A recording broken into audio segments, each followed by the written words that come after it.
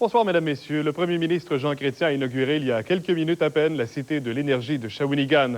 L'ambitieux projet voit officiellement le jour. Plus de 1000 dignitaires assistent à la cérémonie d'ouverture. Pierre Saint-Yves, c'est enfin fait.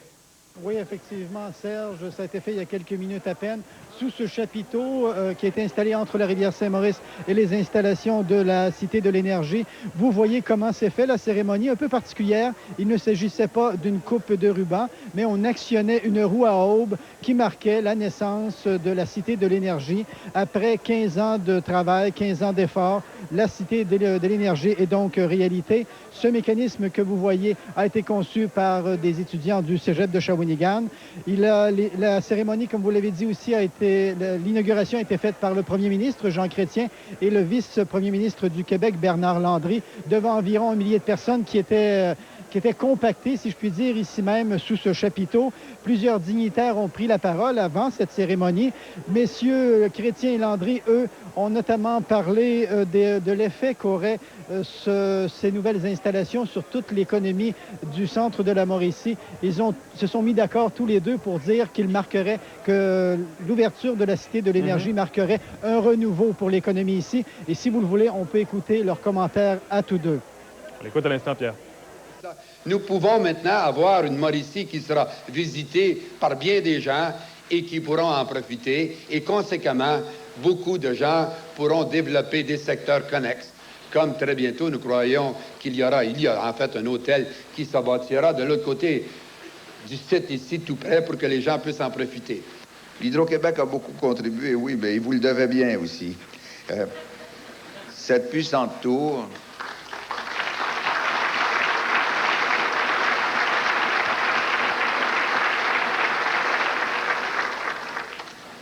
devrait être le symbole de la renaissance industrielle et économique pour les hommes et les femmes qui vivent sur les bords du Saint-Maurice.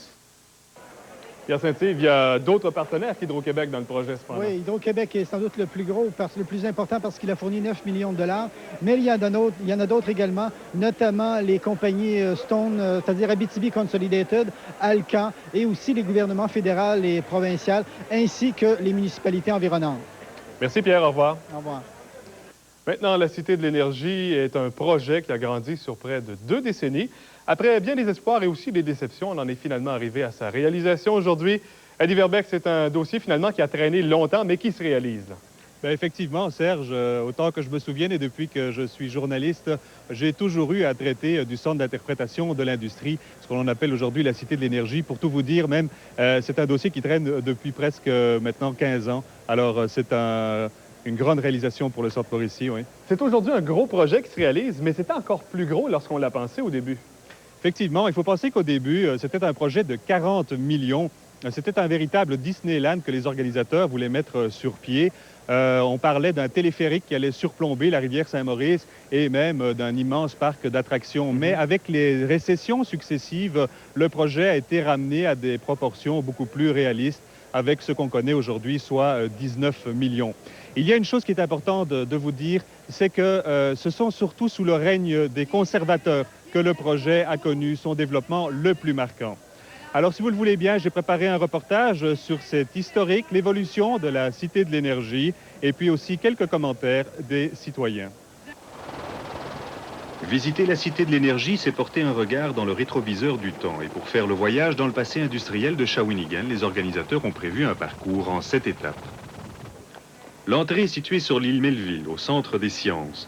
De là, on accède à 4 attractions, la plus spectaculaire étant une course dans la tour d'observation qui domine la ville à plus de 100 mètres. Cette tour est d'ailleurs déjà un symbole marquant pour les Shawiniganais, comme en témoigne cette maquette de Paul Vincent. Le bricoleur l'a reproduite à l'aide de 4625 bâtonnets de crème glacée. La salle multimédia comprend une vaste plateforme inclinée et rotative. Le public assiste à une projection d'images sur les grands moments de l'histoire de Shawinigan. L'exposition permanente fait revivre ce passé grâce à diverses expositions. Les débuts de l'industrialisation au tournant du siècle, l'apogée dans les années 50 et le déclin qui suit la nationalisation de l'électricité. On boucle cette première partie par une exposition temporaire intitulée « Un siècle de technologie hydroélectrique ». Maintenant, toute la visite a été cédulé. Vous pouvez faire le site au complet en 1h30, comme vous pouvez le faire de 5 à 6 heures. Mais il y aura différents parcours à faire aux visiteurs. Lorsqu'on a complété la visite du Centre des sciences, on quitte l'île Melville pour se rendre de l'autre côté de la rivière Saint-Maurice, sur le site des vieilles centrales hydroélectriques. Un traversier se charge de nous y emmener. Ces pièces-là, ils pesaient 20 tonnes pour être rentrées. C'est assez impressionnant. C'est un patrimoine intéressant là, pour... Oui, bien ici, on retrouve une des collections les plus importantes en machinerie qui touche l'hydroélectricité au Canada. Dans le sous-sol de l'ancienne centrale Norton Aluminium Company, on suit la route de l'eau. Une audacieuse promenade dans une conduite forcée. C'est une attraction unique en Amérique du Nord. On n'a pas négligé non plus le caractère interactif de cette tournée. Comme ici, il est possible de produire sa propre électricité. Si on avait pris un autre hauteur de chute ou un volume d'eau, ben, on aurait pu voir la différence là, de production.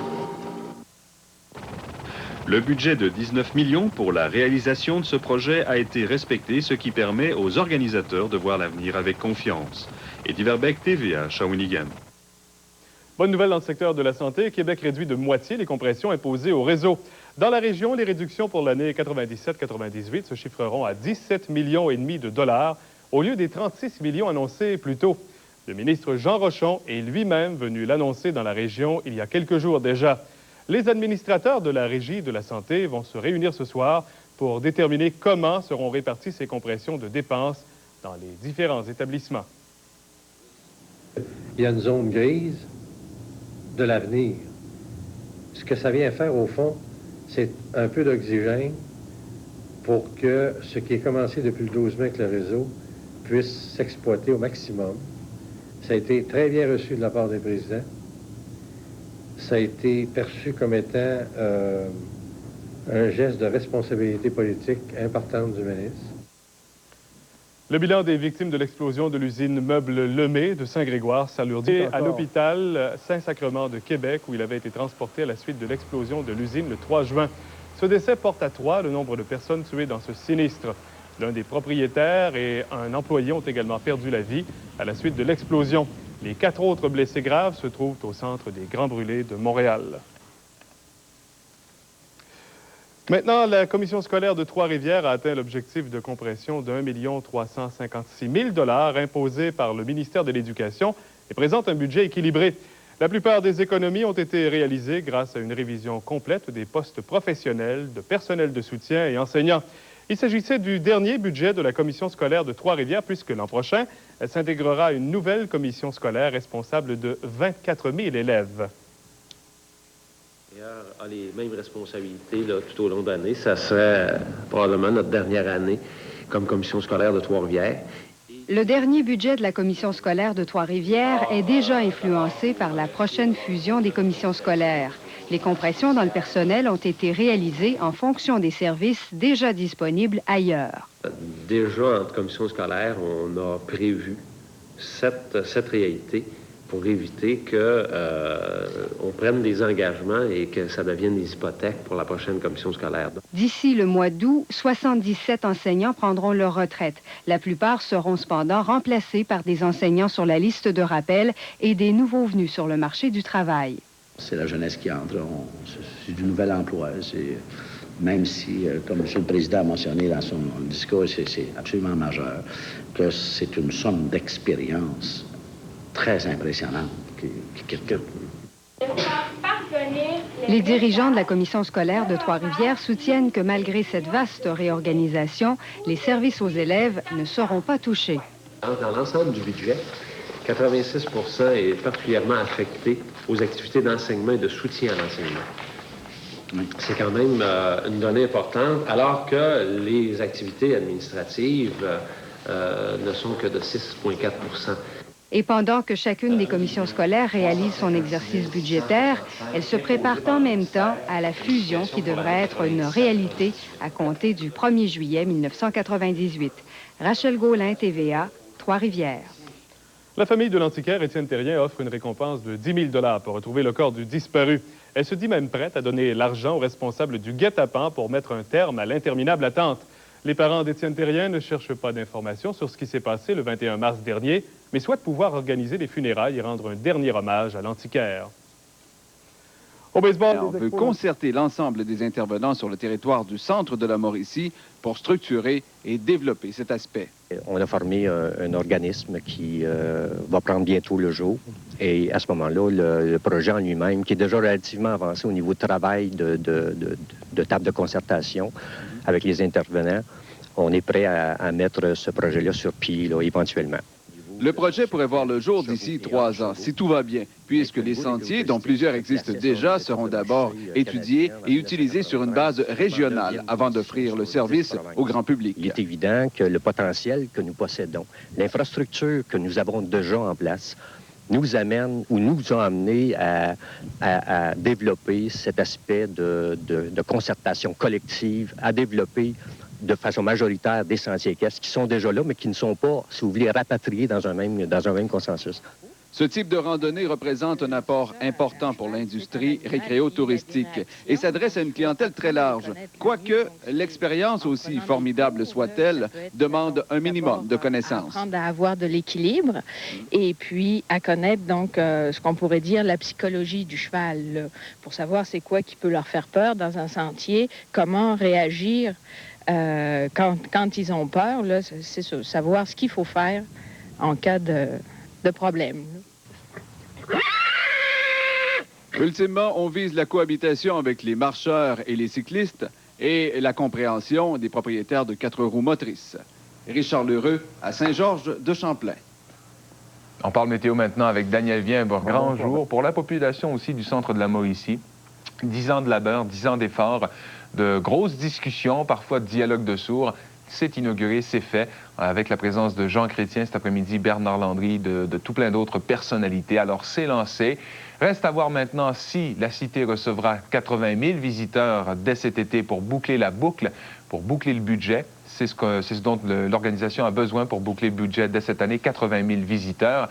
Et aussi, ce sera ouvert au grand public dès samedi. C'est un rendez-vous qui est à ne pas manquer. Samedi soir, pour les visiteurs, il y aura tout un spectacle, défilé de pontons illuminés et aussi feu d'artifice. Alors, c'est un rendez-vous. La Cité de l'Énergie à Shawinigan s'est lancée maintenant.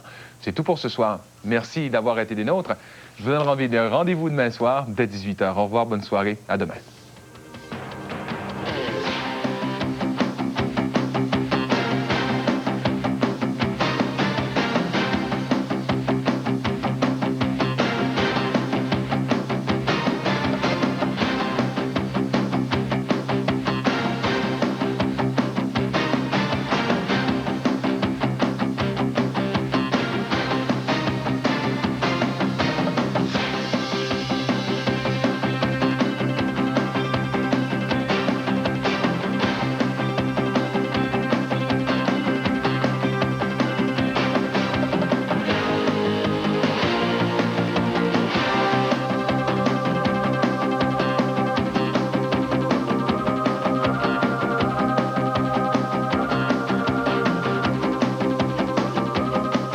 C'est la méga vente.